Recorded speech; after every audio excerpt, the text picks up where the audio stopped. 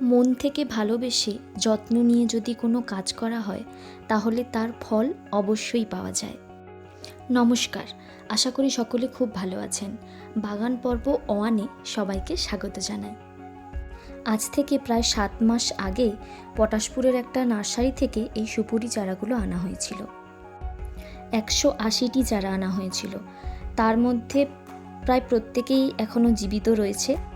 বাপি কোদাল দিয়ে গাছের গোড়াগুলো একটু আলগা করে দিচ্ছে, যাতে জল ও সার দিলে এবং খাবার দিলে গাছের প্রত্যেকটা শিকড় পর্যন্ত খুব ভালোভাবে পৌঁছে যেতে পারে। দুটো গাছের মধ্যে যে গ্যাপটা রয়েছে তার মধ্যে কিছু গাজর বীজ এনে বোনা হয়েছিল। প্রথমবার তো জানা ছিল না, খুব ঘনভাবে বোনা হয়ে গেছে, তাই গাছগুলো খুব কাছাকাছি হয়ে গেছে। সেই জন্য গাজরগুলো খুব একটা বড় হয়নি, মাঝারি ধরনের হয়েছে, ভালোই হয়েছে। পরে একদিন তুলে দেখাবো। 3টে সারিতে গাজর লাগানো হয়েছে, আর কিছু সারিতে লাগানো হয়েছে পেঁয়াজ।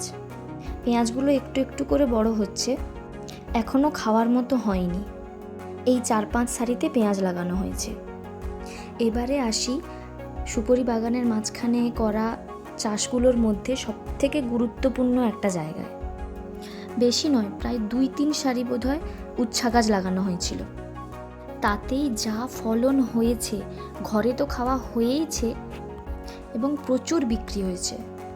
তাই বাকি জায়গাটাও উচ্ছা বীজ এনে লাগানোর প্ল্যান চলছে, কারণ আগের গাছগুলোর মেয়াদ প্রায় শেষ, আবার নতুন বীজ এনে লাগাতে হবে। আমাদের সুপুরি বাগান কেমন লাগলো অবশ্যই জানাবেন। আশা করি পরম যত্নে এদের একটু একটু করে বড় করে তুলতে পারবো। আজ তাহলে আসি, কথা হবে পরের পর্বতে।